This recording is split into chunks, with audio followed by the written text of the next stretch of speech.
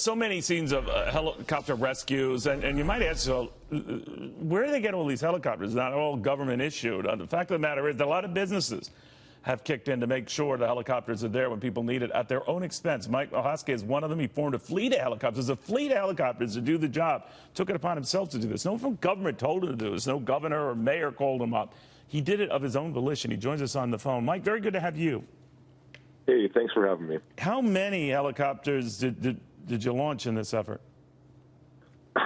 Between 5 and 6. It's 5 on one day, 6 on another, and today we have another 5 out there. And where are they dispersed, Mike? Right now we're focusing on the Orange County and Vidor, Texas area. That place, I think, is ground zero right now.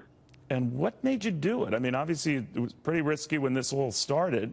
Still is, you could argue. I mean, this is not easy work or danger-free work. But steer me through how it all began. I mean, we were seeing the reports of that storm coming in. We saw some of the devastation that happened down there. And I was thinking that I had access to some unique assets, and I figured we could bring them in. All right, so what did you use the helicopters for? So whenever most of the rescue stuff was going on, and it still is up there in the Vidor and Orange area, we would use helicopters to fly ahead and actually direct some of the rescue boats to get into these harder to reach areas, to navigate some of the worse waters and different pathways and stuff to get them to the people that actually needed it, and to just save time. Instead of boats traveling up and down these city blocks looking for people, we could go locate the people and direct those boats right into them. Did you do any rescues yourself?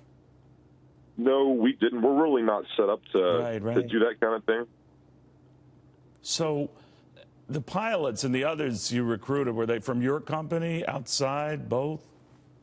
These were guys that we work with that are friends of ours in the industry, and I called them up, and they were quick to get on board. And I had originally recruited two helicopters.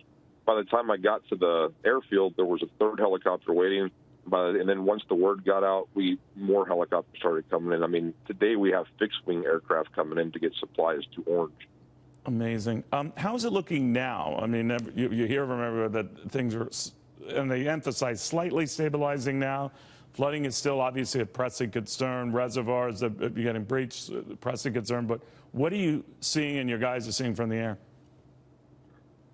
The Orange and Vidor and Beaumont areas the situation is critical. I mean, right now we're going to be getting fixed-wing aircraft to just take them water. So in those areas, it's still very much an emergency. Some of the other areas, I think most of the people have been evac, and right now that's more of a relief operation.